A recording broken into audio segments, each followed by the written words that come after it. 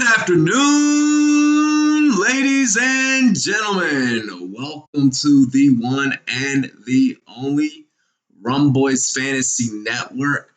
It's your boy. It's your host, the Admiral. Rumboyz Robbie is in the building, ladies and gentlemen. What is good? What is good? What is good? So excited to be back. Did a complete overhaul of my OBS. Not that you guys care, but as you guys see, some things are moving to a couple of different places. Some new sponsors up here on the green screen, all that good stuff. Super excited for us to be talking about some freaking NFL football. NFL is just about like 20 some odd days away. Everybody should be already in a fantasy league, if not getting ready to get into a fantasy league, preparing for a draft, something or the other. Maybe you're just really missing fantasy football, but you're nervous because of this COVID stuff. So maybe you're only competing in like a couple of leagues this year. But either way, the Rumboyz Fantasy Network is going to have you guys covered really quick. Let's take care of some really quick housekeeping. I would like for you guys to check out our sponsor, monkeyknifefight.com. As you see over there, monkeyknifefight.com. We are matching you on your very first deposit up to $50. Holla. So when you sign up and you create an account on monkeyknifefight.com, you might as well go ahead and deposit $50, and we're going to match you on $50. If you want to drop 20, it's cool. We'll match you on your 20. If you want to drop 10, we'll match you on your 10. Whatever's comfortable for you. But head over to monkeyknifefight.com. I encourage everyone to get out there and play some of the daily fantasy sports games that are over there. We've all been missing the feeling of winning some cold, hard cash because of COVID and because of this quarantine. So monkeyknifefight.com is back to get you guys taken care of winning that cold, hard cash. Also, I would like to take this time to go ahead and shout out our newest sponsor, okay? We are pleased to welcome a new sponsor to the Rumboyz Fantasy Network, sportsbetmvp.ag. If you're a fan of our podcast, you're likely already betting on sports, playing a lot of fantasy, things of that nature. You're probably betting on sports, and you probably have an opinion about what's important to you when it comes to reliable online sportsbook and casino. Well, there's a new kid in town, and that's sportsbetmvp.ag. That's the place where you can get your action in for this new sports betting season. They also hook you guys up in Bitcoin. They pay out in Bitcoin. So all my Bitcoin players out there, everyone heavy into the crypto game, go ahead and head over there to sportsbetmvp.ag. With industry-leading gambling services and the best customer service the industry offers, Sportsbet MVP state-of-the-art betting interface provides a selection of wagering and odds for players of all levels. Sportsbet MVP has bigger bonuses and lower rollovers than any online sportsbook. They also make payouts fast and easy. That means if you lose, you get it back. So sign up for a new account with sportsbetmvp.ag today using promo code RUMMVP. Again, that is RUMMVP. Make sure you guys head over there, sportsbetmvp.ag. Check it out. When you sign up using RUMMVP, you'll get 125% signing bonus on your first deposit up to $1,000. And we also got some more good news for you. Your first bet of $25 hollas is risk-free. This is the new season for sports betting. It's time for you to move on from your tired old sports book that you feel stuck with. Join sportsbetmvp.ag today and see where sports betting newcomers are wagering veterans and making the switch. We took care of our housekeeping. We paid some bills. We're live over on Sportscaster for this. We're doing this as a Sportscaster exclusive. The upload will happen later on the tube. So make sure you guys are tuning here over on Sportscaster. You guys are sharing this Sportscaster live. We're doing this exclusively for Sportscaster first. But in order to kick off a good podcast and to have a good podcast, first shout out to sportscaster.com. Make sure you guys download the Sportscaster app and check out thousands of live sports analysts streaming each and every single day, such as myself. Be sure to check them out. Cheers to me. Cheers to you, all the Rumboyz and girls, what it do. Dilly. Are you ready for some football? Damn right, I know I am. So, let's go ahead. We're going to roll right into this, ladies and gentlemen. we are ranking our 2020 fantasy football top 12 running backs. I'm going to be running through my top 12 for you guys here. Your league is probably going to play out differently as a matter of who you're going to be able to grab. I'll be dropping another 12 for you guys here within a couple of days. Probably by Saturday, I'll be dropping another 12 for you guys on the running backs. And then next week, rolling into wide receivers, tight ends, and ending the week with QBs. Super important with running backs. First thing I want to start off with, everyone knows that I'm a fan of the running back heavy method. I'm very big into stacking up as many running backs as I can, or at least having the most reliable running backs that I very well possibly can. And these are just the top 12 guys that you could go out and grab in your standard, 12-team PPR fantasy football format. You may be playing on a Sleeper app. You may be playing on ESPN.com. You may be playing on NFL. Maybe playing on let's see, Yahoo, or any of those different combination of things, myfantasyleague.com.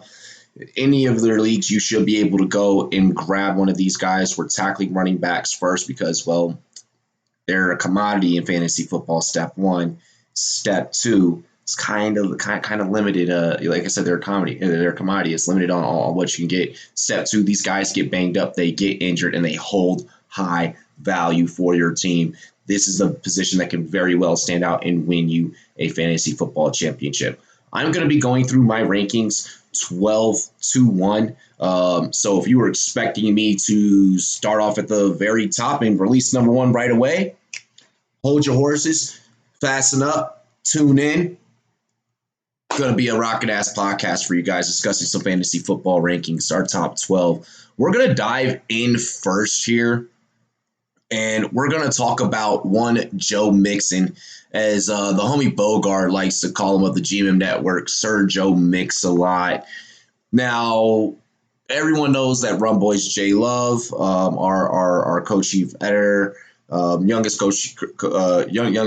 chief editor in the industry. He's a big Joe Mixon fan. I personally am not. And a lot of people are like, when I read this stat line, they're going to be like, how could you not be a fan of Joe Mixon? 278 attempts, 1,137 yards, 5 TDs, average 4.1 per carry. You would think that I'd be attracted to that. I'm not attracted to the 5 TDs, even in a PPR format where you're not necessarily chasing TDs. And in all honesty, whenever I evaluate Joe Mixon, aside from his off-the-field issues in college and resulting in him being just a POS of a person, the offensive line is absolutely terrible. Until we know that they can retool that offensive line, until we see how Joe Burrow is gonna be playing, I question getting Mixon. I'm fading Mixon in all leagues. He's the one player that, like, in the first round, if I have an opportunity to grab him, I'm fading him. I'm gonna maybe go for one of these other guys on this list, depending on how my draft falls, or I may be going after someone that's not featured on this list, but is still going to give me quality touches and a quality starting role, similar to Mixon. Like I said, I just don't trust the offensive line. New rookie quarterback coming in. It sounds like AJ Green is already getting banged up in training camp. They brought in T. Higgins, so I mean that should help. Mixon is entering his 4th NFL season as a clear future back in the Cincinnati offense. This role has allowed Mixon a couple of top 7 finishes, but a couple of top 7 finishes in regards to touches. Top 11 finish in yards and 8+ touchdowns each of his past 2 seasons. He's been heavily utilized. He's been heavily utilized across his career. 693 attempts, a total of almost 3,000 yards, 2,931 yards in his four seasons. So I mean that's once again, I mean that's something that you're gonna have to look at, that you're gonna have to worry about whenever involving yourself with Joe Mixon. He's going on. Sorry about that. He's going on his fourth season now. But in his last three seasons that have accumulated to that 693 attempts, he's played 44 games. So I mean, in 44 games, 693 attempts, 3,000 yards, in a shitty offensive with a shitty offensive line. It just screams everything to me to fade Mixon, but he does make the top 12 because he's still putting up 1,000-yard seasons, put up back-to-back 1,000-yard seasons. Actually, 2018 played 14 games, had a 1,000-yard season, played a full 16 games in 2019 last year, and of course, he had about 200 more yards than in his 14-game season the year before. So he's still getting yards. He still finds daylight, extends plays, gets to the open field. But you're really relying on him for that. You're not relying on him to get you touchdowns. You're not relying on him to you're relying on big playability.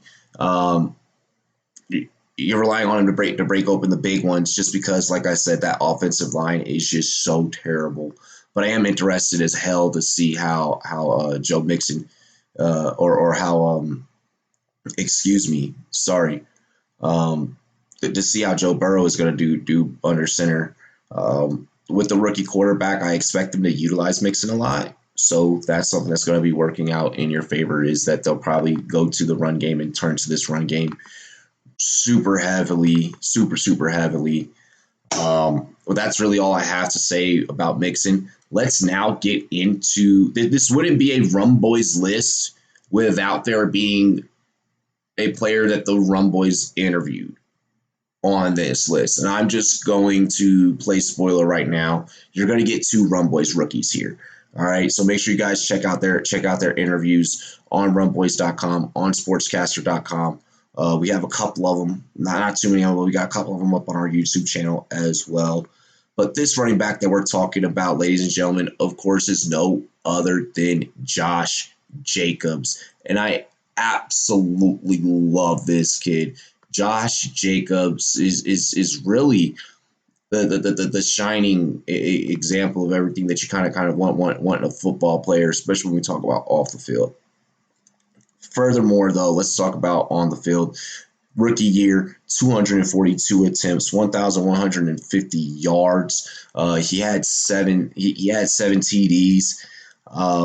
I absolutely love Joe Mixon. Josh Jacobs. I absolutely love Josh Jacobs.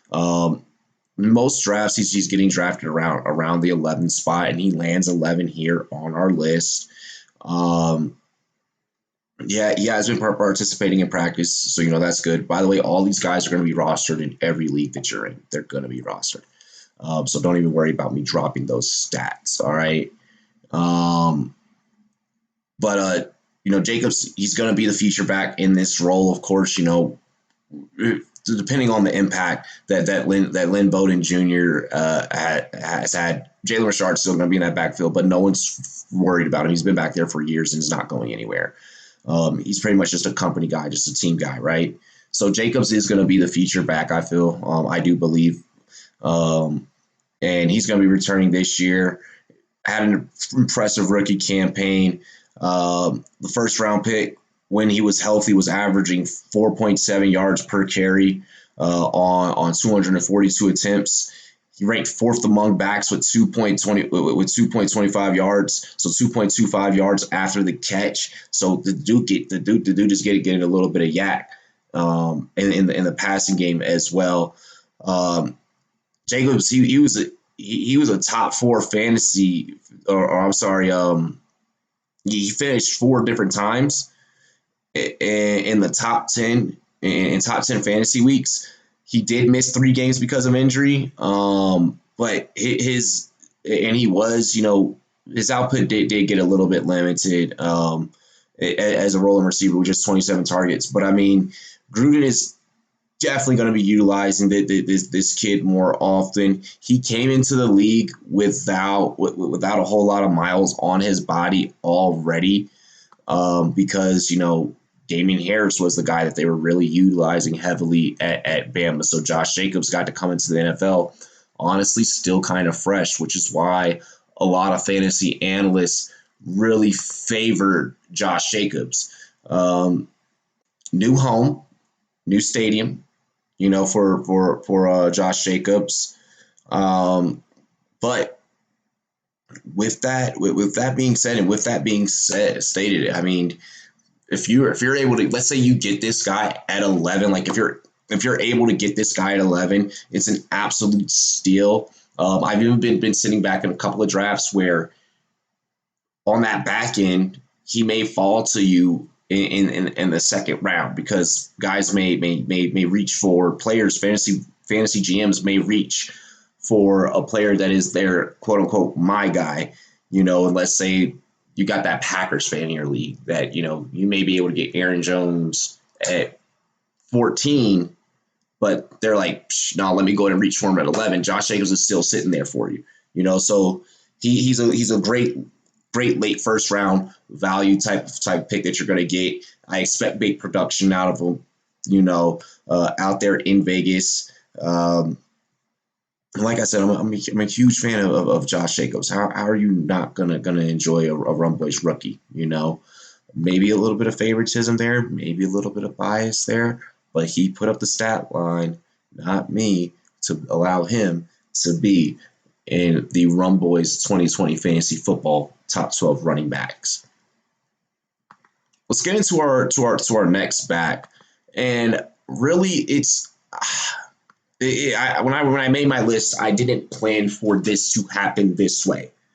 But at the same time, I feel that it wouldn't be a Rumboyz list without us putting two Rumboyz running backs back to back. I can't call them Rumboyz rookies anymore because these guys are heading into their second year. Miles Sanders, look, this kid, I remember getting ready to interview him. And a homie Drew over at Sportscaster pulls us all to the side. He's like, man, Drew had went to Penn State, around the time that Miles and Saquon were both there. And he was like, dude, like whatever you do, man, don't bring up Saquon comparisons. Just let Miles be Miles. Miles is really, he's gonna be Miles and he's gonna be a beast in the NFL. You guys are interviewing someone super special right here, right? And at the time, Miles was like super reserved, but you could also see that he had this hunger. And that hunger showed on 179 attempts for 818 yards. Now, with this Philadelphia backfield, I mean, they're utilizing the Boston Scotts and the Corey Clements and this, that, and the third. I have no idea why Elijah Holyfield is back there, but hell, he's there now. And that's not even going to be impact. That's not going to be impact at all. But furthermore, they didn't make him the premier back, and I don't think that they're going to make him the premier back. I think he's still going to be in one of those running back by committee situations. It's still going to be an RBBC that he's going to be looking at. But I do wholeheartedly believe that Miles Sanders is one of those backs that, despite he's in a running back by committee situation, because Peterson's just going to throw out whatever running back he feels like for the situation. He likes to get these guys rest, keep the legs of his backs fresh, and also hit you with a lot of different looks out the backfield.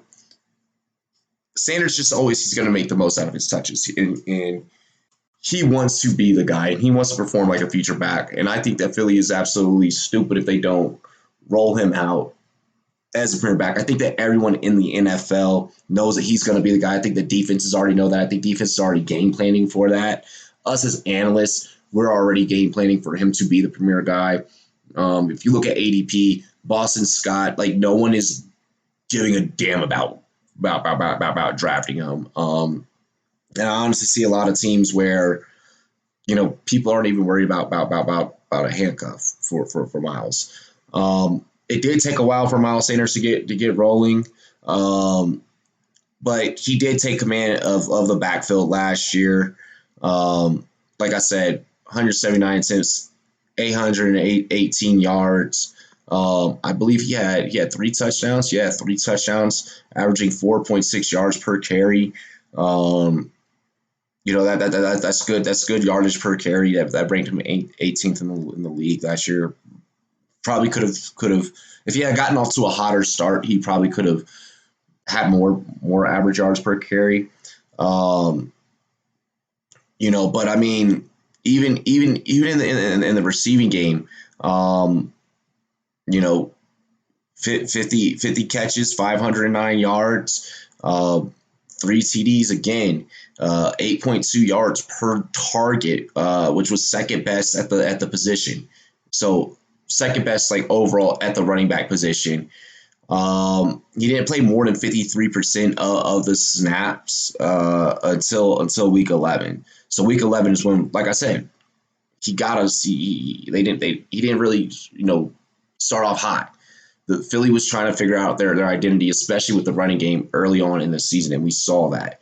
I think that they know their identity. I think they know that they can feel confident in Miles Sanders right now.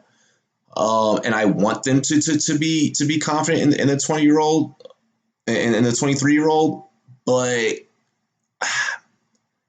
he has really great RB2 upside with fringe RB1. It's going to depend on how he's used. No matter what, man, I'm rocking with Miles Sanders. Like I said, just for the simple fact that in the receiving game, second best at the position at 8.2 yards per target. That to me that he's going to be utilized as an option out the backfield. Like I said, Doug Peterson, he rotates these guys. He's going to have something drawn up specifically for Miles Sanders. I'm sure that he's looking at that 8.2 yards per target and maybe honestly feeling the same way that I am about it. This kid's a baller, shot caller, 28 rims on the Impala, dilly. Let's get into the next player that we're about to talk about here. Again, we're doing this live over on Sportscaster First YouTube. I'll upload this to you guys later, so that you can enjoy it as well. Put in a lot of editing on this. Piece. A lot of pre-production that went into this. So let's go ahead and we're actually surprisingly going to be talking about a Chargers back on this show. I know. I can't believe it either. But this man got paid this year, ladies and gentlemen. $24.3 milli. $24.3 milli. And he moved Melvin Gordon out of town. Melvin Gordon now with the Denver Broncos to lead Patrick Lindsay in that backfield. I'm a fan of Austin Ekeler on 132. Now, hear me out. People are going to say this is preposterous for me to rank Ekeler. Let me double check here. For me to rank Ekeler in my top 12, but especially when I bring up the stat line, but he does meet at 9 for me. There's no other option in town, with the exception of the fact that the Chargers just drafted rookie Joshua Kelly. They have Justin Jackson, who was supposed to come on the Rumboyz Fantasy Network one night, but then bailed because he had to get his hair did. Shitty excuse. Sorry, guys. Fucking blows. I was hurt by it as well. Anyways, 132 attempts, 557 yards, 3 TDs, 4.2 yards average. Now, here's the thing, though. Like I said, he got paid. All right, and he's really gonna be the main option there, especially when you have a rollout mobile QB, shout Virginia Tech, and Tyrod Taylor. Ekeler, he got the contract extension. Like I said, Melvin Gordon is in Denver now. Ekeler he elevated his game a lot last season, especially as a receiver, ranking no lower than second among backs in targets, receptions, yards, and touchdowns. Let me repeat that. Ranking no lower than second among backs in targets, receptions, yards, and touchdowns. Even despite Melvin Gordon playing a significant 12 games, a substantial role even in those 12 games, Eckler still shined, and the Chargers knew that they had to go ahead. They had to go out there and pay this guy and move on from Gordon. Let's see. Eckler, he was fantasy football's number 4 scoring back. Eckler's small frame will limit his carries and goal line work. He's never cleared 132 carries or 3 rushing touchdowns in a season. It's unlikely that he'll repeat the 91, 992, and 8 TDs that he had previously. Now that he's going to have Tyrod Taylor or either Justin Herbert under center, we honestly don't know what decision Anthony Lynn is going to make. All right, let's be real. Anthony Lynn is going to probably pick Tyrod, the more experienced QB. But I do expect Eckler to take a step back, but he's always been borderline RB1 value, borderline RB1 production value. You're rolling the dice on him. This is the highest that I have ever ranked Austin Eckler in years since he's been in the league. Honestly, this is the highest that I think this is the highest that he'll probably ever be ranked. Be cautious with him, but I think that he's really going to shine just because, hell, they don't really got anybody else, so they're going to have to use him. And plus, homies getting fit on the gram, you know. So he's showing off his all season workouts. He's like, I'm in the gym, I'm getting it. I realize I'm about to be the guy. So I think he's taking it very, very serious. And I think that Austin Eckler is going to ball out for you guys in PPR leagues. Next up, we're going to still stay on the West Coast. We're still going to keep it hot with this next player. All right, so raise the temperature up. This is another person that Jordan Love is a super fan of. We mentioned Joe Mixon earlier, who I wasn't fond of. This player right here, Jordan was actually able to convince me and get me to change my mind on one Kenyon Drake. Ladies and gentlemen, Kenyon Drake balled out once he got to Arizona. When we look at on film, he was a completely different player from the 2016 round 3 73rd pick that went to Miami. When he was with the Miami Dolphins, I couldn't stand the kid. I wasn't a fan. But once he went to Arizona, he's in that Cliff Kingsbury air raid offense. I know they just got in Benjamin. They got Chase Edmonds back there, who was a beast. But, I mean, 170 attempts last year, 817 yards, 8 TDs rushing, 4.8 yards per carry. His average draft position is about 12th right now. But like I said, I mean, you gotta. I'd be willing to buy on Drake. He was thrown into the fire upon arrival in Arizona, but he picked up, very, very well. Let's see. Drake received a transition tag from the Cardinals during the offseason, and he's going to be the team's clear feature back. Traded from Miami to Arizona at the 2019 trade deadline. Drake went on to play 79% of all possible snaps, so he was out there 79% of the time during his 8 games with the Cardinals.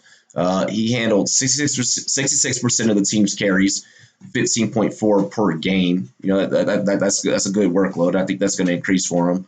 14% of the targets, so 4.4 during that span. That's a lot of heavy usage. 4th most fantasy points among running backs during that time period. This is an improvement year for the Arizona Cardinals. Kyler Murray going into his second year, another Rumboyz rookie former rookie, but another Rumboyz player that we interviewed. DeAndre Hopkins, D-Hop. They went and they got D-Hop from Bob down there in Houston. So their passing game. You still got Larry Fitzgerald, one of the all-time great receivers there as well. So a lot of different things working out for this Cardinals team. Super interested to see how they improve and where they go from here. Because honestly, I feel that the only way is up for the Cardinals. Let's see here. Let's slide into our next player. Let's slide into our next player here. Just give me 1 second. I'm gonna take a second to hydrate. Y'all know how we got to do it. Woo. Alrighty. So next player that we're actually going to talk about here, and this is going to be our very first rookie that we're going to talk about. Okay. And there's only one that makes the list. Now, when this kid was drafted, a lot of analysts were skeptical. You were either one of two ways, right? It was either you weren't a fan of LSU's Clyde Edwards-Helaire. I'm gonna just go ahead and spoil it. This is who we're talking about. And you felt that any team that went for him would have possibly been a reach. Or either you were super high on CEH and you were wondering why were teams passing on him, but then finally when he went to Kansas City, you were like, oh shit, Kansas City's about to blow up. Right now, like it's literally running back you back there in Kansas City. Like Kansas City has always had a rich history of producing great backs and having great backs. And Andy Reid is just a guru when it comes out. He created Kansas City to be paradise for running backs. They select him with the 32nd overall pick. He ran a 4.6 40. Not exactly like he's not particularly fast. He is 5'7", 207 pounds, but the dude is elusive. The dude, he has a hammer, bro. Like he is going to break tackles. Like he is going to old school classic truck stick your ass. Like Ricky Williams, like how Ricky Williams would just run through players. Like I could see CEH kind of just violently putting his shoulder through a motherfucker's face, and I just see that. Like I said, Edwards-Helaire, he was also paced as this year's rookie class in targets with 65. He had 55 receptions, 453 receiving yards. So he's definitely has 3 down back upside. But his frame, because of his size, could cost him those goal line touches. So don't look for him to maybe be a touchdown machine per se. But I do expect this guy to just go out and ball because of his raw talent. You got Patrick Mahomes as your QB. Travis Kelce at tight end, Mecole Hardman, who we interviewed last year, and then Tyreek Hill. What do you have to lose if you're Clyde Edwards-Helaire? Absolutely nothing. Super Bowls is going to be in your future. Let's see here. We are just about through our list. We have, let's see here, 4 more we have 6 more packs that we're going to discuss. So just about halfway through the list. That one there, our very first rookie, Clyde Edwards-Helaire, CEH, who you guys see pictured on the thumbnail. Like I said, CEH, I want to kind of call out Louis Riddick. I know Louis Riddick was telling people, hey, in your fantasy football drafts, especially if you're dynasty, if you're going to reach for a rookie, maybe make CEH the rookie that you reach for. A lot of people are trying in fantasy to say that he could be the second coming of a Saquads for you, Saquads, or either he could be a second coming of a CMC. Both players, who we'll talk about later. I don't want to put that type of player comparison. I'm not big on player comparisons. I'll leave that to our scouting department, headed by Jordan Love, to kind of put out comparisons. But if you do reach for him at the 101, I could very well see this working out for you. I'm not advising it. I do believe in average draft position. But to each his own. I know a couple people that are getting really bold with CEH and getting bold with all the hype that's coming out around Clyde Edwards-Helaire about picking him a lot earlier than maybe some of these other guys that we've covered on this list so far, or even ahead of some of the guys that we're going to cover later. I feel like if you do that, you're drunk, and just know that this podcast did not tell you to go and draft CH1 overall. And hopefully we don't regret not telling you that later. We'll find out after an NFL season. Let's get into Derrick Henry, though.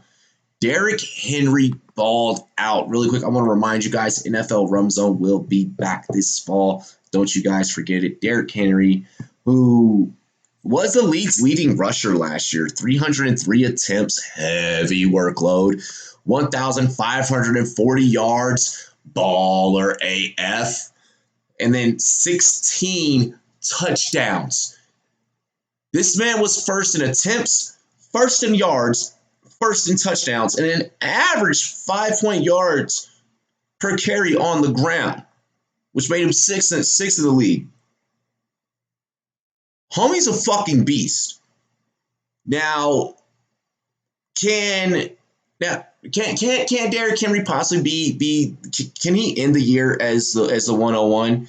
When you factor in, the amount of work that CMC has had his last 2 seasons, him clearly being the premier weapon, that's going to take toll on his body. Saquon has never played a full game with his full receiving core. Like there's a lot of different shit that we can factor in. Can he possibly end as the number 1 overall? Possibly. Average draft position right now is at the 7. So you can buy him at the 7. I've been telling people, try and buy him, 7 or 8. But it's like with every Instagram post from Derrick Henry and every film study session on Derrick Henry, I start to kind of fall more in love with Derrick Henry. And I was a person, if you go back to the early days of me and Ty Boogie on this show, I was telling you guys, you don't need Derrick Henry. Don't worry about Derrick Henry. No on Derrick Henry. But here it is. I'm sitting back now and I'm like, dude, Tennessee has finally gotten together. All that coaching that I was talking about that Vrabel's been putting in, being hands-on with his players, it's paying off. This team is for real, and I think this team is legit. Ryan Tannehill's not going to be passing, big bombs really. Let's see. He's like I said, 303 carries last year, 1,500 plus yards, 16 TDs. He ranked no lower than 3rd in yards after the catch. Like he ranked for running backs, he ranked no lower than 3rd in his past 3 seasons. He's only 25 and he's had one hell of a workload. That's the part where I get worried about Derrick Henry is when I hear 25 years old, 303 carries. And he had not cleared 215 carries in a season prior to 2019. So I mean, I worry about that. Career high of 18 receptions last year. He's not a pass catcher out the backfield. He's a bruiser. He's a bruiser. Old school Jerome Bettis type of dude, except just not as big, heavy, and a little bit more well put together. Okay, and he's not eating hungry man meals after practice. This guy he's taking care of his body. He's about his shit. So I really like Derrick Henry. I think that you could maybe even swap him out on your rankings, depending on how you have him. I have Derrick Henry ranked at 6. You could maybe move him to 5 with this next running back that we're about to talk about. Actually, no, I wouldn't move him. I wouldn't move him in PPR standard in PPR formats, but maybe standard. I could see. I could see Derrick Henry maybe being a number 4, number 5 guy for you. Let's talk about our number 5th running back here. on the list of 12, and that is Minnesota's Dalvin Cook. Now, Dalvin Cook, I like. All right, Dalvin Cook, I like. Now, here's the problem, and I've said this time and time again about Dalvin Cook. Don't believe me? Go back, watch our shit. You already know what's good. You already know what's good. Everything that I say, this public record, it's right here on the podcast, so that y'all can always go back and look.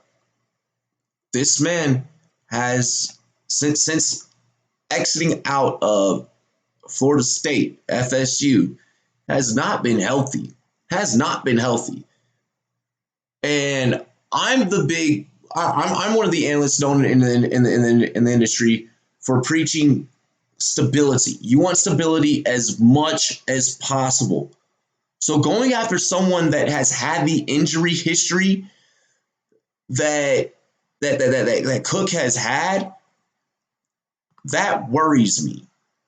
He has never finished a full season for his fantasy owners. When a guy hasn't finished an entire season for his owners, I worry about that. You all like, and you're at 457 carries in your career. You're almost at that 600 mark that we were talking about earlier with Joe Mixon. 250 attempts last year, 1,135 yards, but he had 13 TDs and averaged 4.5 yards on the ground per carry. So I'm not mad at the guy, and I'm not fading. I'm not sitting here saying that I'm fading Dalvin Cook, but I am aware of injuries, and I am going to lead my Dalvin Cook take with, if you are drafting Dalvin Cook, you are drafting Alexander Mattison. I repeat, if you are drafting Dalvin Cook, you are drafting Alexander Mattison. Also, check out our interview with Alexander Mattison. Pretty fucking dope. The reason why I say this is because Cook is going to last you 14 weeks tops. And he's going to be a type of player that's going to maybe get you into playoff position. But then he's going to get hurt right when you're in the playoffs.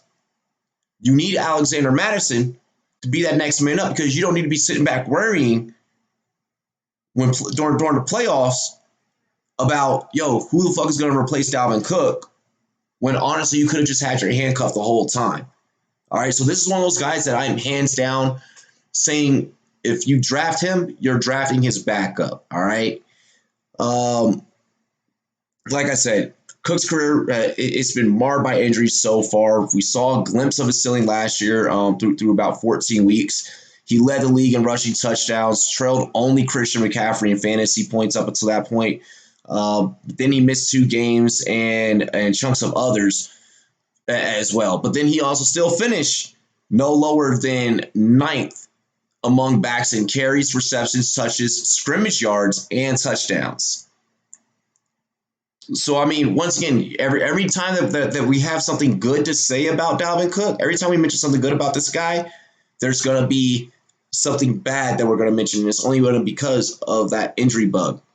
Cook's 15 carries inside the 5 were the 3rd most in the league, and he scored at least 1 touchdown in 11 of 14 games. So he's giving you a TD a game. So that's a free 6 points off the brick, depending on how your league is set up. 4 to 6 points, depending on how your league is set up.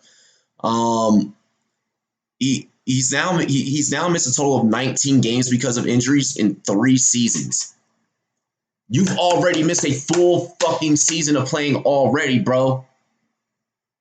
And you've only been in the league for 3 seasons, and you've already accumulated enough time that you've missed 1 full one. That's not good. That's not good when we're talking about what we're talking about, and that's fantasy football, and that's securing the bag. All right. He's only 24 years old. It is a run-heavy scheme there in Minnesota, and they really do rely on just having a primary back. They're not really a running back by committee type of team.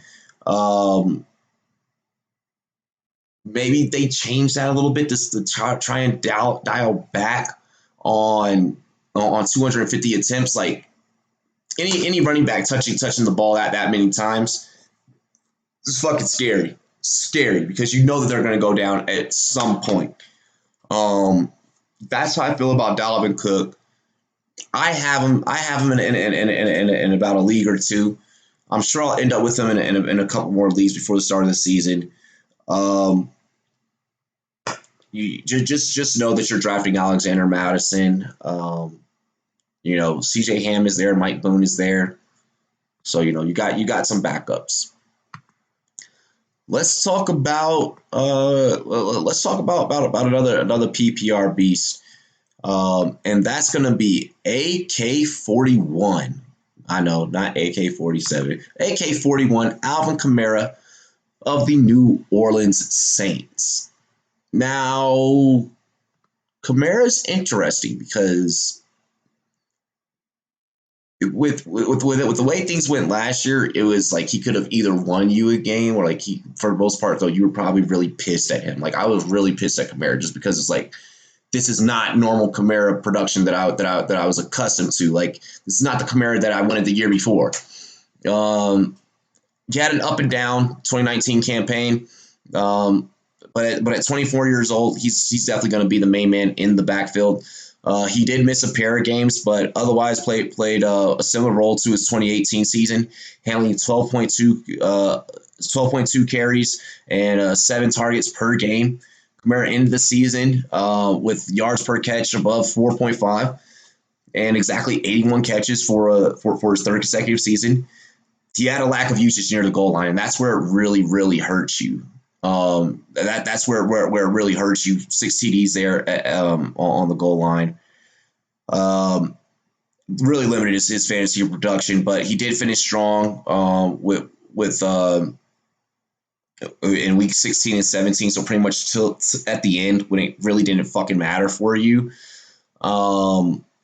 He did have trouble pushing for 20 touches per game, but what I'll say with this is. And the reason why I still have him up so high is because Drew Brees is getting older, and he's not going to. I want to say that Drew Brees is getting older, and he's not going to be able to sling the ball down the field the same way that he used to. But at the same time, this is fucking Drew Brees that I'm talking about. So that could really go one way or another. And then he also has Michael Thomas. They're at wide receiver 1. I'm not rushing after Kamara after what I went through last year. The stats are definitely there and justifiable as to why you should go and have him. I mean, on the ground, 171 attempts, 797 yards, 5 TDs, but you're not grabbing this guy for what he does as a running back. You're grabbing this running back for what he does in the passing game. So that's really the difference there. And like I said, my list is based off of PPR scoring, so that's why I do have Kamara above Henry, above Cook. But even still, I mean, I feel like Alvin Kamara, Dalvin Cook, and Derrick Henry, like you could kind of move those guys all around different ways.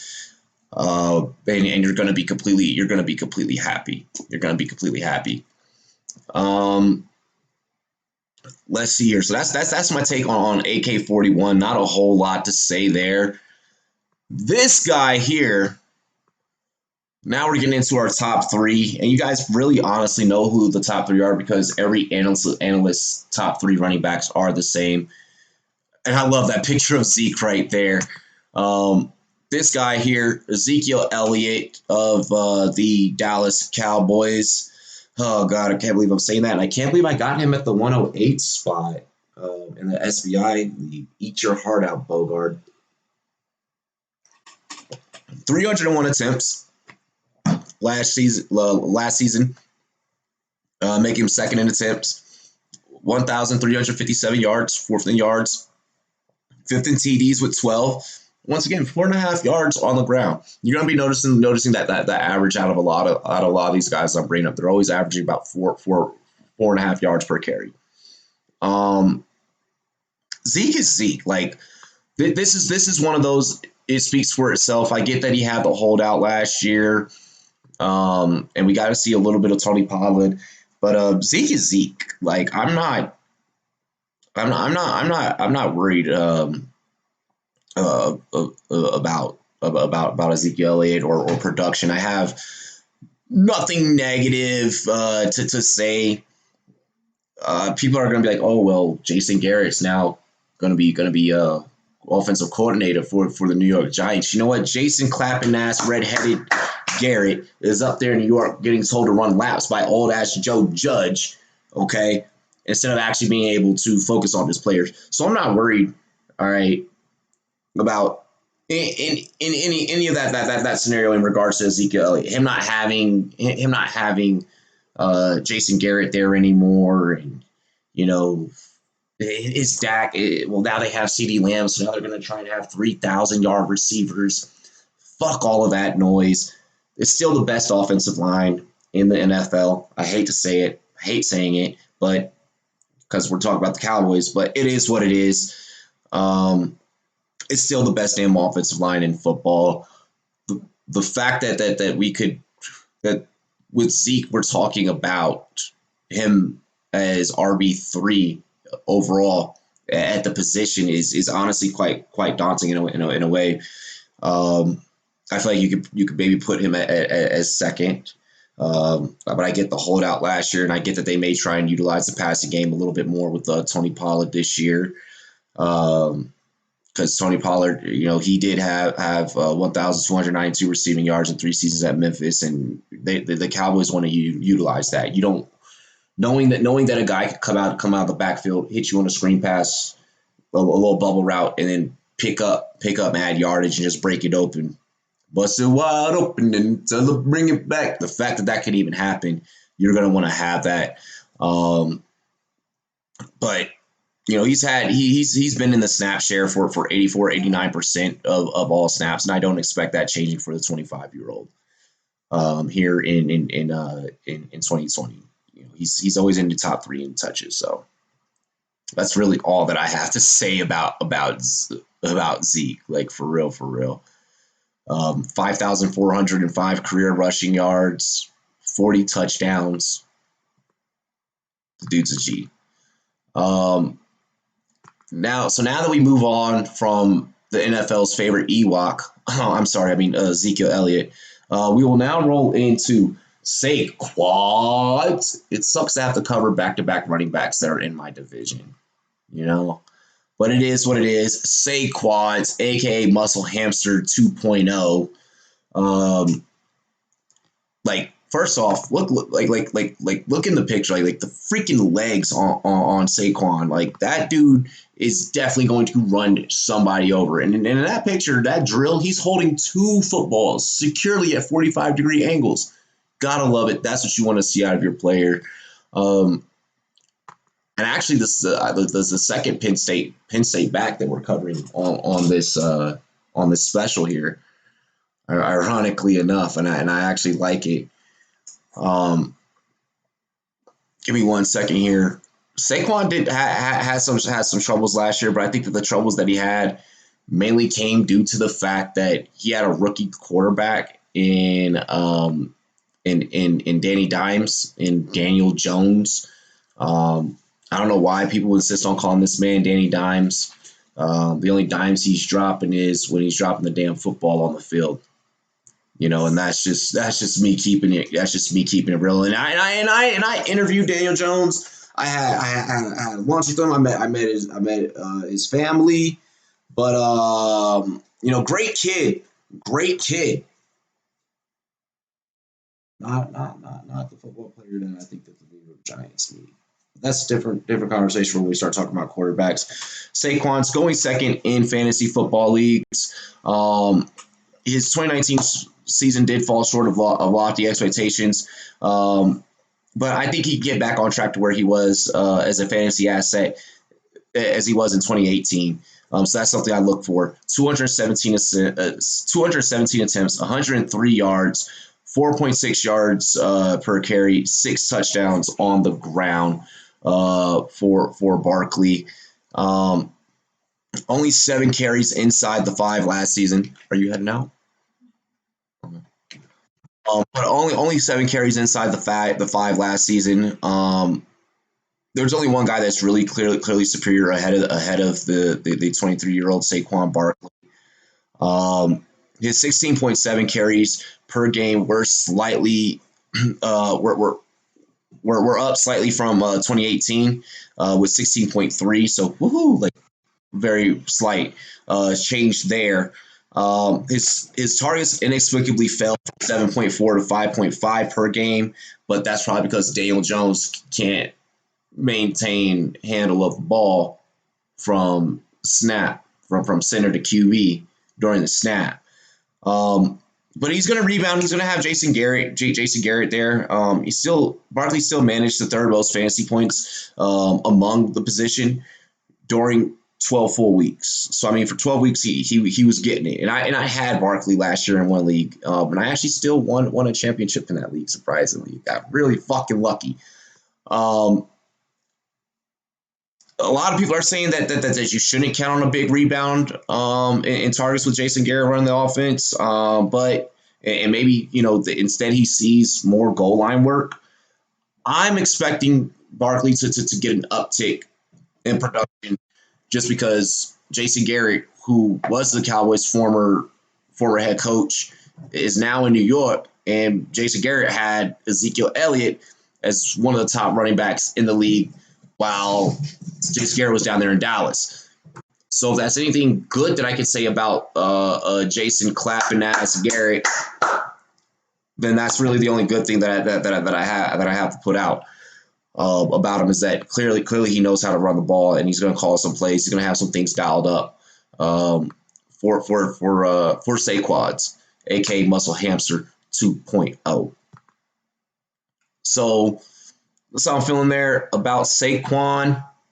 Ladies and gentlemen, we're going to go ahead and we're going to dive in now to the number 1 running back on our top 12 list. But before I do so, make sure that you guys head over to monkeyknifefight.com. There is going to be some NBA action going on tonight over on monkeyknifefight.com, and we're matching you on deposits all the way up to $50. Holla, holla, holla, holla. So make sure you head over there to monkeyknifefight.com, sign up, create an account. Use promo code Rumboyz in all caps. Again, that is Rumboyz with a Z at the end in all caps, and we're going to be matching you on deposits all the way up to $50. Also, check out sportsbetmvp.ag for all my Bitcoin players out there. We're matching you on deposits all the way up to $1,000. So make sure you guys go check it, go take advantage over there on sportsbetmvp.ag. And with sportsmvp.ag, your very first deposit, your very first bet of $25 is risk free. So if you lose it, you get it right back. Let's go ahead at this time before we get into the number 1 back. Ladies and gentlemen, cheers to me, cheers to you, and all the Rumboyz and girls what to do. Let's talk about Christian McCaffrey, my dude, Dilly.